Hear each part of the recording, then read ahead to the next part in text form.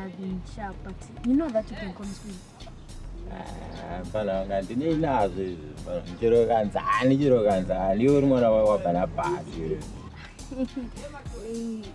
anyway, didn't check up with the Fungi sharp. Yeah, I'll be sharp.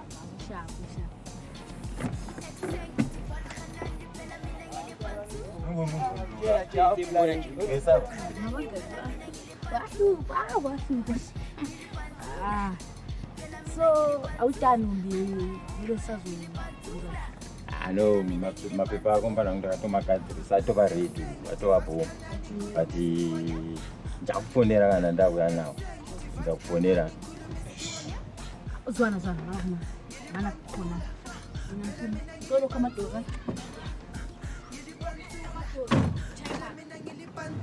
yeah, nabangena ngeStaliyana, kasintana hot but to Ariana.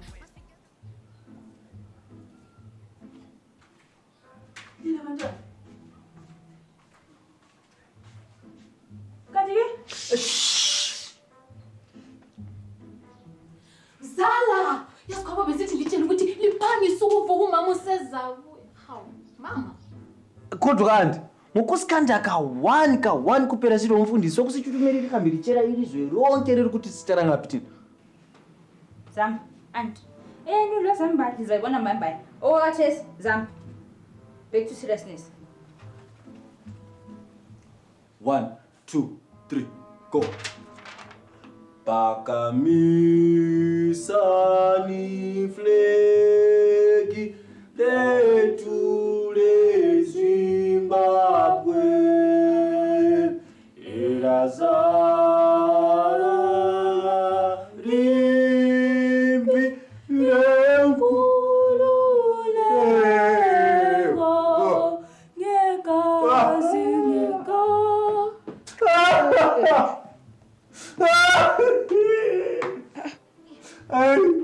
Sorry guys, umkhumbuza ngesikhathi silwela ilizwe. Zamba ikhona namuhla be. Adela kusitshela leminyaka emingaka. Uleminyaka emingaka? Yeah, akutsho sibi. La ngifuna ukusho. Zamba, Nozindaba uthanda indaba. Man, on a serious note, uleminyaka emingaka? Because 1 minute wena usempini, the next minute you utshayela umajive ikeyboard. Next, but uzibonakala ule 30 ngokwakho. Madam, yabona it depends. Now my voice.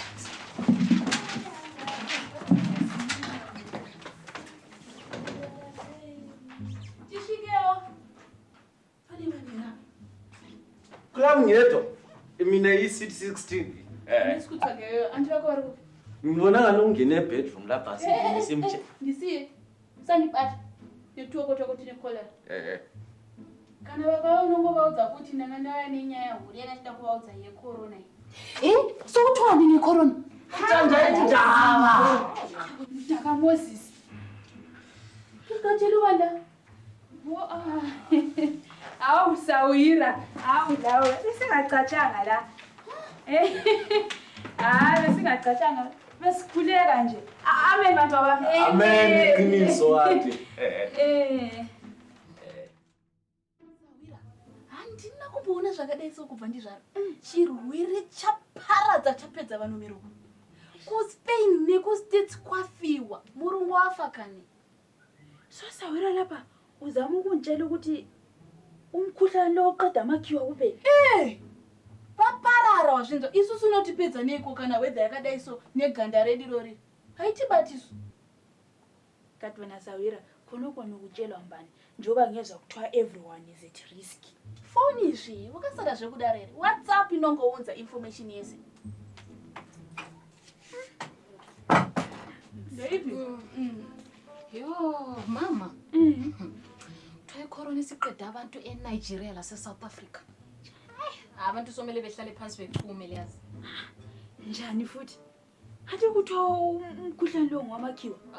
Mama ikho mina ngafuni ukulitshela indaba zami. Khale simbuzo bana nalese limbuza yona. So niyakufuna ukuthi ungixoxele indaba zakho nisale ngazisisana. Khale thomakhiwa yenzeni? Hayi, hathi kuthiwa umkhuhlane lo ngwamakhiwa. Mama uthi yahlanya la.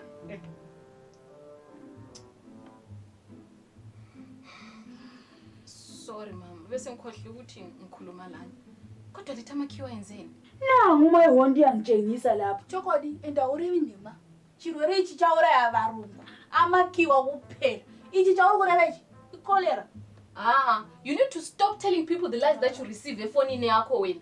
Mama umele siqaphela abantu abamba besitshela ubhedo njengalowo. Sorry. Unda shamu mwana wangu. Shamu kuyenza kutamba wechukuche pamusoro pake. Indlalifa.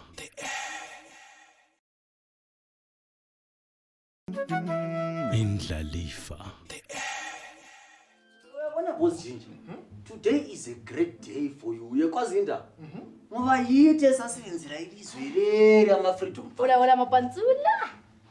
Vele mfana nisusenza ubhuti wakho vele nje. Ngiyaku-inspire. Boss Jinji, ungangitshela ukuthi kurenye yebhutas.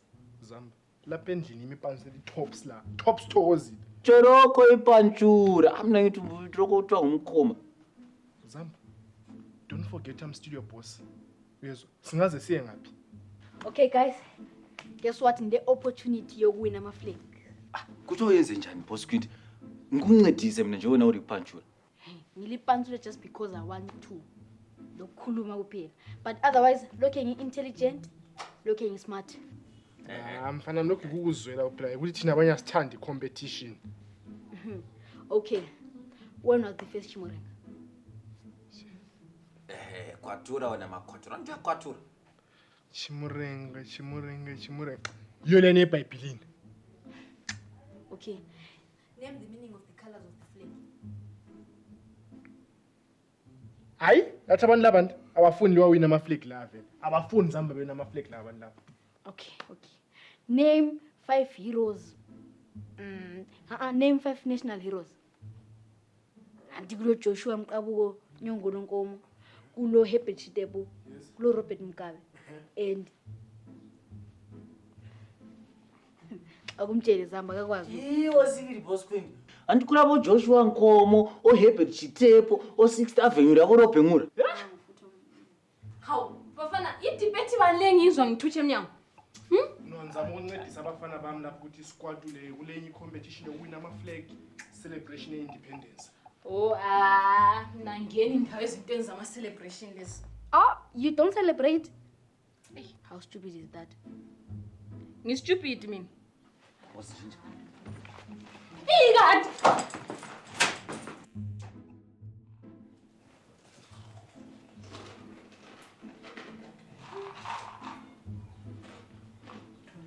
Come on, Kayanda. Navela, I think as mele bengenzo lokwama kulesivalo. Wait, just reduce your eating, buddy. Just reduce your eating.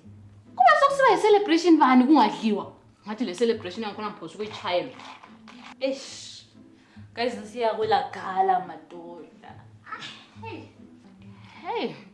Hayazi COVID isichayelele phansi yazi. Yazi namhla sontamba motha besise stadium. Sihlabela sisithi sendi rumana Man, buddy. Indaba ichuni yami wrong. Hey what is an? Ithe mana.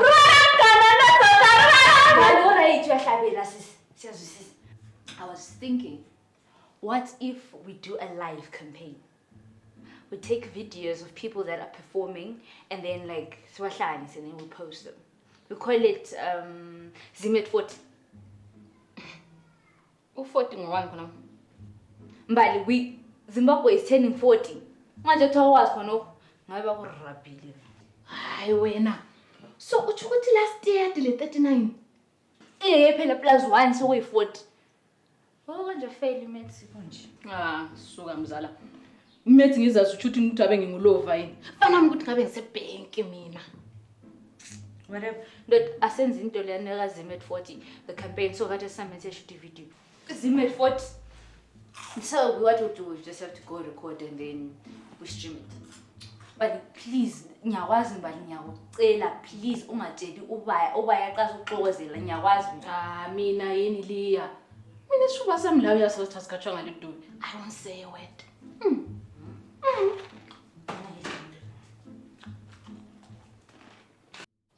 Samba independence independence, Samba independence, Samba independence. Boss Ginger. Asifuni ngoma kama Jaivana la. Dinga yini? Samba independence. Samba independence. Hayi Boss Ginger. Ayenza iyara vera ayenza. Dinga yini lokho kwezingoma lokho. Yakathi uliya benza ama performances abawe independence online. Indithi nabasivale phandle. Wena utshelo mbani Boss Ginger? Wena ulombali lapha endlini la. Uyabona Boss Ginger? Lathi kumele siyenze awethu ama performance for our country. Yikho phela ngizama ukutshela khona kuzamba. Oh, yeah. Umbali uthe 39 plus 1 ingaki Zamba? 39. Hey, 391 Boss Ginger. Zamba. So ungitshela ukuthi iZimbabwe le 391 years wena. Boss Ginger atobona ngabe ngitshela ukuthi ufuna iminyaka yerizwe ngabe kuvelula kakhulu. Alright. Uyathi 1980 minus 2020. Minus 2020. It can't, so we give and pay back. It can't Zamba. 2020 20 minus 1980. Minus 1980. Zamba, asenzele TV selengela metsi phakathi. Aha, ngitore Boss Ginger. Uyabhala #Baya Zamba Zimba Independent. Nice. Yabo? Mtshele manje ibhale phansi.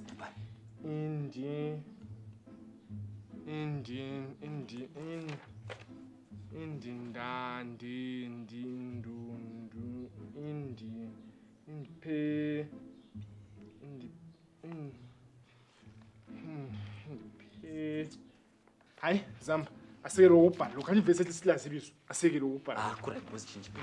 Shana nakho lokho.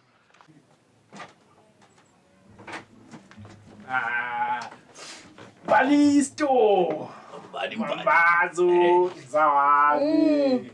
Lifunani? Sesidlile. Lawo. Afa ungawanti. Ulele, wena sithi Ya, sweet. Shoot siyashuta siqede akavuvu. liqeda nelingakaqalisi. No, there's something esifuna ukuyishuta lo Zamba nti. Not related to lokho anonjene khona, but lento engigcileyo nendlini. Akuthishiwa. Eh. Shonja. Asemva ku-anti. Alright. Let's fast. Sidufula njani? Alright. Sitshaya lapha.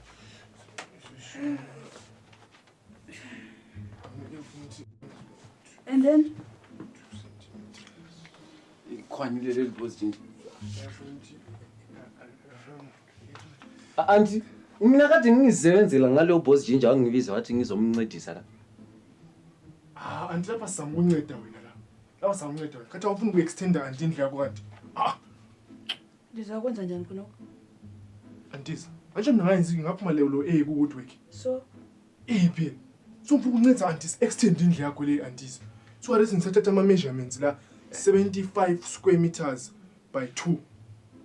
Ekas Boss Ginger, ekas. Anti saze sikhohle yabona into lesi ezigcwele kakhulu ekhanda. Saze sikhohle lapha mana sihambe.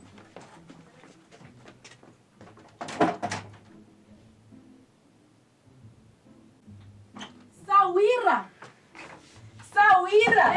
Uya hama yangu. Uya. Gara pasi ndikudze nyaya. Sawira chirwere changa chinetsa chiya checorona. Chava nemshonga. Unjerani? Ona magroup ari 4 ari 12 ari kuconfirm. Mama. Akunzwise. Corona is 20Q. What? Ama group ay 12. Where do you get such fake news? Oh, Jehovah. Kaya na WhatsApp le. Ama group ay 12 wonke ayaconfirm ukuthi sokule Q. Wait. You are in 12 groups. No, 45 groups. Amanye akavula ama messages la. Asile sibale sonke. No, mom. You need to stop forwarding yonke nonsense le elitholayo ngecorona. It's now a punishable offense to spread fake news. Alikwazi kanti? Hayi, wow. Shut up wena. I mean it. Why into leli thatha lula kanti? this virus is deadly.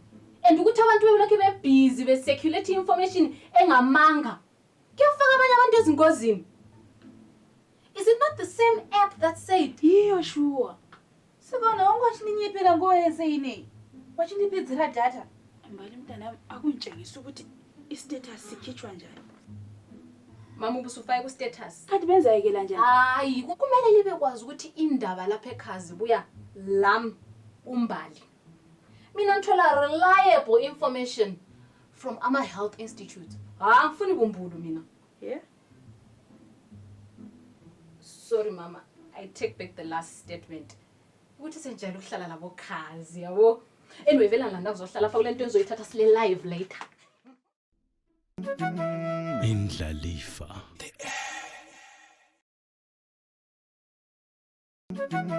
Indlalifa.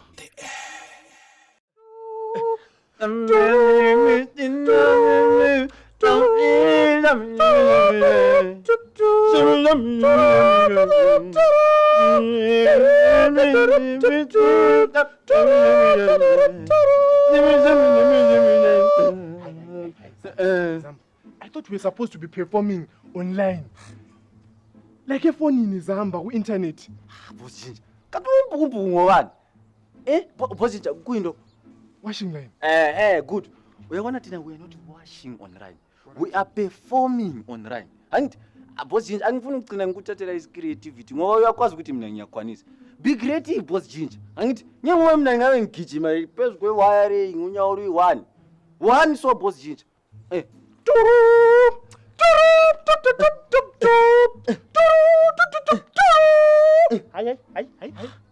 Something is wrong la. Asamse kha into Liya bona bayenza. Hayi kodwa Bosijinja.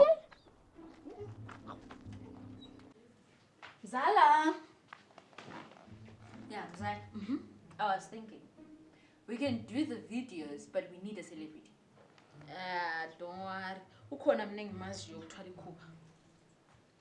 I'm talking about classic people, but Liselebo. Squinty, do you know any celebrities in blood? Yeah, my name. What? No, I mean I'm a celebrities because I mean like serious people.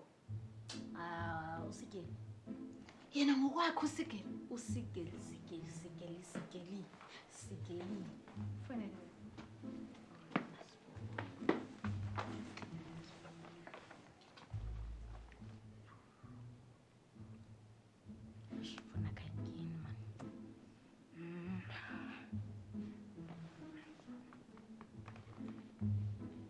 Sorry nangeni.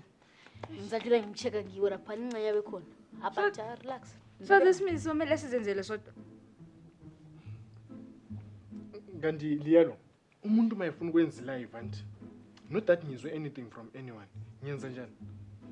Mvele ngaziso. Ubungayekela. Kanti mina ngenzeni? Azange ngibatshele lutho mina. Ade ngizikhulumela base bezizwela nje. So wena Liya namhla usubelieve ubaya. Today is a special day. And as Zimbabweans, we should unite and celebrate together. Mina, Baya, we're just Zimbabweans. Celebrating together and uniting. Nothing else. Awuyabona madam. Mina ngibride is a director. Uya director ni Zamba asingakwazi ukuthi sifuke enzani.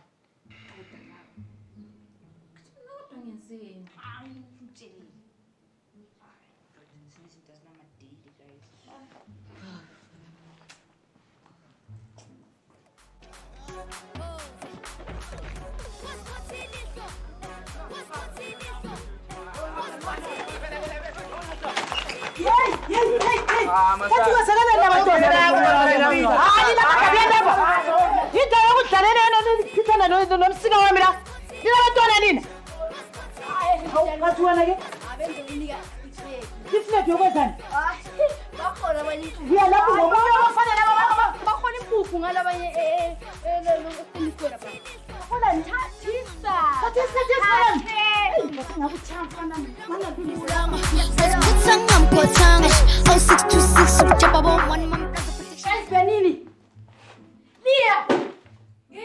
Zamba benini man. Squint property yangangwe. Ukona funa singijishile. sharp. I have good news and great news. I want the flex. Aha, ngucherire boss kuni ngucherire iora wa. Zamba, ungatatazeli, relax. Ngeke qale qeda ukukhuluma wena Squint. Okay. Unye ukuthi usigereze endleleni.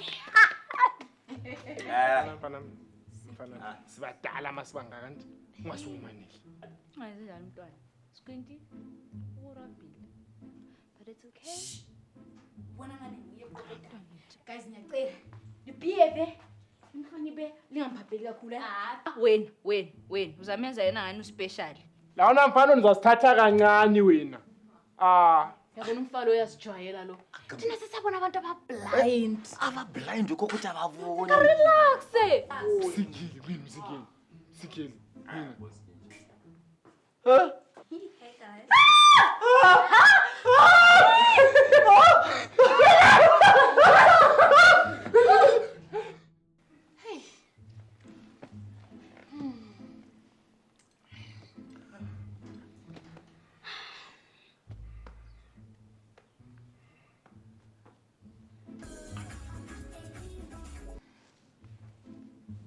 Hi, can I call you later? I'm a bit busy.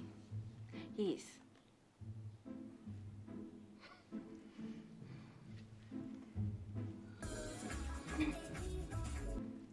Musa. Zwana bizikasi lonke libuye ngale koliya. Simasigeli. Yena lwanu u. Gijima. Batshele bephangise man. Ikaselo libuye endlini ngabani? Bakumaphandle alright. Andafuna uvalela abanye abantu bathi bebuye bezobona uSeagirl. Hello? Ya ukhomale Indlalifa. Ya abantu bambonke bakhona. Urathi hayi mina ngizakufuna mbayimbayi ngisasele visit eqhakathekile. Sharp kiwa. Alright.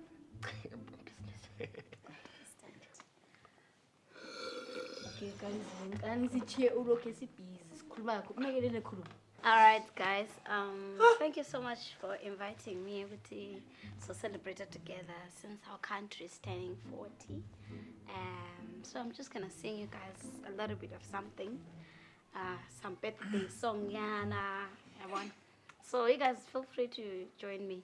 So I'm just try and twist my song into, so that I'm sitting.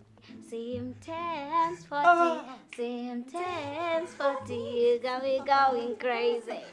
Sim 10s 40, Sim 10s 40, Sim 10s 40, going crazy. Zim 10s 40, Zim 10s 40, I'm going crazy. Oh, okay. That was cool. Guys, it was lovely being here. So unfortunately I have to dash off. I've got another gig a bit later. So it was great doing this with you guys. So this is sharp. Hey. Thanks again. Alright. Ngicela ukuphekezela madam Seagirl. It's okay. Uyabona boss Jinji. Le ngicream. Le isihlahla. Vegetation. Okay guys, are you ready? Let's do this boss. Yeah. How do you do this without me? Apa japana linyangisile guys, ngicela rest ninganyangisile ukuthi ninyangisile. Apala mafana phoso asibulala kodwa. Aya. So this Squint ngibona uyadlala ndoda. Next time you behave then. Sure, boss Squint. Why you serious? Aye. Seven guys. Okay, 3, 2, 1, let's go. On a gardé un gouvier, viens autorité qui l'a fait. On a gardé un gouvier, viens gouvier. Rata, dougoutou, rata, dougoutou, rata, skaskas, rata, dougoutou, rata, dougoutou, viens un gouvier, viens un gouvier, viens un gouvier. Montre-moi ça, c'est si bon. Viens un gouvier, viens un gouvier, viens un gouvier, viens un gouvier, viens un gouvier, viens un gouvier.